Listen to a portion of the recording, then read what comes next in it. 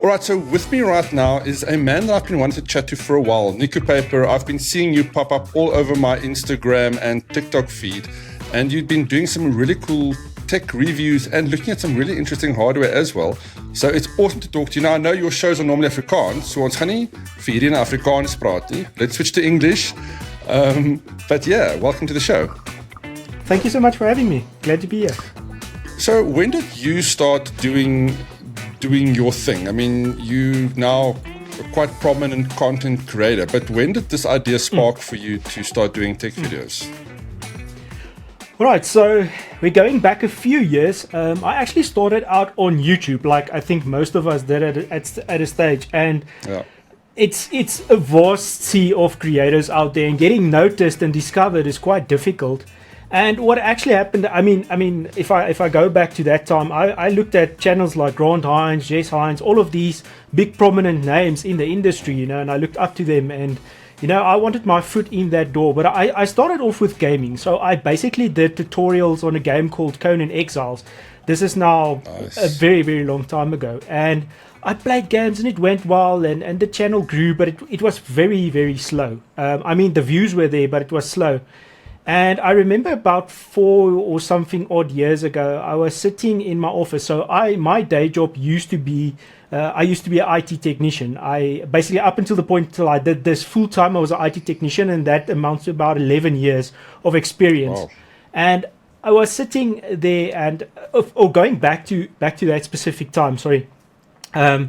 I used to love watching also Linus Tech Tips and all of this, and I gained a lot of knowledge in my time in the IT industry. And I was sitting in the office, and I was actually sitting on my phone on TikTok, and I was scrolling, and I was noticing that there was a lot of eyes on this platform. And up to that point, I was also making a bit of funny stuff and a bit of farming simulator streams, and stuff that people really enjoyed, especially scary games. I've got a few clips, yeah, I was sitting and I was thinking, but this is not putting me on a different level. I'm not standing out. I'm just like the rest, And once again, there's nothing wrong with the rest, quote unquote. It's just you need to stand out.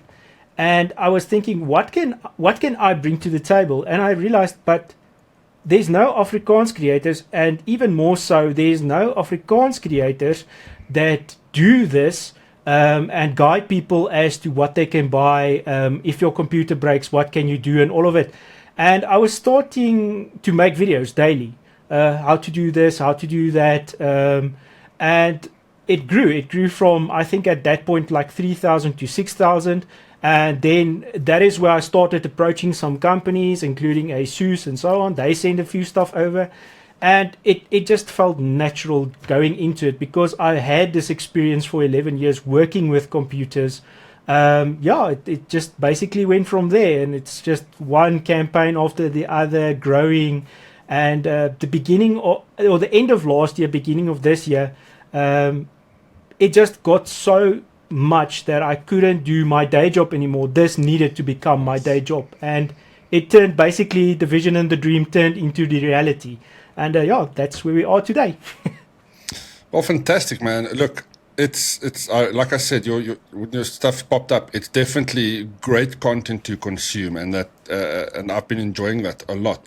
But I think the genius part of what you've been doing certainly is the Afrikaans angle. And it's something I've also thought about over the years, because there is a massive lack of that type of thing. In fact, it's so bad for me. And my question to you is, how do you even manage the Afrikaans terms? Because every time I think about doing something in Afrikaans, or at least having a conversation about tech in Afrikaans, those words, I mean, I can't pronounce the pure Afrikaans words of all these tech terms. I'd be lying if I said I do everything 100% pure Afrikaans. Mine is a mix, especially with some of the terms in Afrikaans. It's really difficult, and so a lot of the brand products is anyways in English. And when you go into the shop, you're going to see it in English. So some of the things, I just pop the English word in there, and I've had 1 or 2 diehard Afrikaans people saying no, that's not right, but for the majority, they're fine with it, and I just go with the flow of it. And if there's now a term or something in there, sorry, but some of the terms are just way too difficult. I'm with you on that. call it mingles. There's Afrikaans artist Exactly, called Van exactly Pletsen, that, yeah. and he's great with that. He invents his words, and it's taken on this whole new life. So I'm all for that. So how have you found your Definitely. audience been? I mean, obviously, Afrikaans gaming is, and tech, it's quite a big part of the industry, but, especially on the Yes. younger generation side, there's a lot of young people who's yearning for content that they can relate to. How have you found your audience versus, the English-speaking audience? I mean, obviously you have an overlap there too. Yeah, yeah, I do have an overlap, but to me, I don't really recognize that it's much different to me than the English folk. I mean, it just feels natural. Yeah, so everyone feels the same to me, pretty much. But I must say, like, if you speak to Afrikaans people, they not that English people aren't, but Afrikaans people are homebodies, and when you speak their language, that speaks to them, and I think that is the success of the channel. And yeah, I don't know, it's just amazing. I don't feels the same to me either No, way. nice. Yeah, the gaming audiences are great in that respect. I mean, we all want the same Yeah, thing, just yeah. great content, and especially stuff Well, what to buy. yeah, no, I've seen some of the bad sides of the Afrikaans people in the Call of Duty lobbies, but this is definitely not that. Most definitely Different not. conversation. Yeah, different conversation Exactly. altogether. So over the years, obviously, you've built your studio. You've kind of learned the tricks of the trade. What has stood out for you in terms of just doing this job? From the day that you decided, oh, I need to do this full time. What has kind of stuck out for you, and something that you speak to people about as a content creator? Yeah, okay. So, yeah, this is actually quite a deep thing. A lot of us, we see a content creator exactly like me and you sitting here, and you don't actually see what's going on behind the scenes. The own critique you give yourself, that's one of the major things that I've learned. You critique yourself a lot in the works that you do, and that was never really a thing that I thought would happen, because you don't really think of it. And the constant trying to improve yourself, doing your content better, all of that, that's everything that happens behind the scenes that you don't really know, and unless you start it and start doing it. And it's a constant growth. I never thought that once I started this, I would grow as much, be it in the field of lighting, be it in the field of camera work, of audio, of all of these things. And it's actually insane how much you learn of all of these things once you start doing it. I remember way back when, and this is coming into getting sponsorships and those sort of things. Back when I just started, I had this vision and this plan of how things would work, and it's actually crazy. You would know 100% how completely opposite is to what you actually think it is. It's a very, very tight and difficult industry, but very rewarding all in the same. And you don't learn that unless you start doing this. And yeah, so that's basically one of the major things that I've learned over the years of doing this. 100%. I mean, and I want to add on to that. It's also like you just need to start doing stuff. I mean, you have to do Exactly. it for a while before you can actually, I mean, you've been doing it for a long time, so you can kind of see. Yeah. Every now and then when I think about how long I've been trying to do cool video stuff, and I don't feel like I'm there, but it feels like I've been doing it for a long time, but you kind of always learning, and I'm only now going, oh, okay, Yeah. cool. I'm doing a lot more of it. But now the trick is to do it better, and Exactly. to have an efficient workflow process. And so, yeah, that eternal challenge of creating content out of thin air. But it's very rewarding, definitely. Yes, no, most definitely. I mean, the fun part is obviously all the tech you get to play with. So, yeah. Do you even have time for games these days? Well, that's actually one of the interesting things. I started rescheduling and all of that, and made sure how I could do it, because at the heart of it, it was always gaming and tech always used to go hand in hand. And I actually started doing Twitch streams last week, and within the first week reached affiliate, and I'm trying to do Twitch streams every morning, and then in the afternoons is the time slots for shooting, editing, all of those sort of things. It is quite tight, but it works good together. So yeah. What type of games do you play? What type of games do you stream? So the game that I've been doing as of late, because it is still a bit hyped, is obviously Dune Awakening. Dune Awakening yeah. also released their latest DLC, and yeah, that's basically the thing that I've been playing at the moment. There's some Twitch drops, so obviously that also gets a few viewers in there. And yeah, but at the heart of it, I really enjoy stuff like any survival type games. I do enjoy my scary games. I actually have some things planned for October month, Halloween and stuff coming up. So there's going to be some scary streams there. Yeah, and Farming Simulator. Basically, we check where the tide takes us. And yeah, shooters I used to do, not so much anymore. But yeah, I do enjoy the odd shooter here and there. Obviously, when Battlefield 6 comes out completely, that'll probably be a thing. But yeah, for now, it's basically survival and scary stuff. Nice. So look, I'll pass on the scary stuff, and now we've got the guys on our team who loves that type of thing. But yeah, I get enough jump scares from TikTok videos to know that I'm good. Thank you very much. Yeah, that was definitely. So in terms of hardware, I mean, you've obviously been playing with some really nice hardware items. What has really stood out for you this year so far? So, yeah, this is a debate completely in itself. So I used to be, I was completely solid on Intel for a very long time. I was just Intel. I was an Intel fanboy. I used to debate everyone.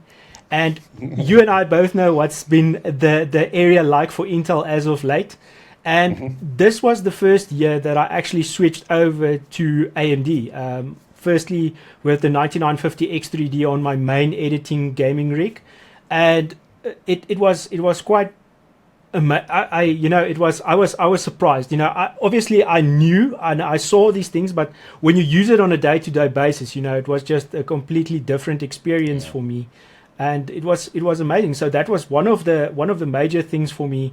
That was a flip. And then also the fact that I actually went from Nvidia also to AMD graphics. The encoders are better, everything is better, and what I like to see and what makes me excited as a tech guy is how close everyone is getting to each other. There's competition, so that means there's constant improvement on everything, which is superb. That means the field is just getting more and more exciting.